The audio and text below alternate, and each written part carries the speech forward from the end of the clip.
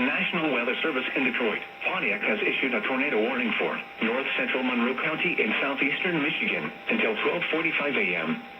At 11:54 p.m., a severe thunderstorm capable of producing a tornado was located near Monroe, moving north at 10 miles per hour. Hazard, tornado. Source, radar indicated rotation. Impact, flying debris will be dangerous to those caught without shelter. Mobile homes will be damaged or destroyed.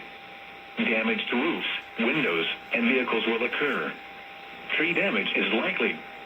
This dangerous storm will be near, maybe around 12:15 a.m. Carlton around 12:25 a.m. Other locations impacted by this tornadic thunderstorm include Schofield. Repeating, a tornado warning has been issued until 12:45 a.m. Wednesday for the following county: Monroe, Michigan,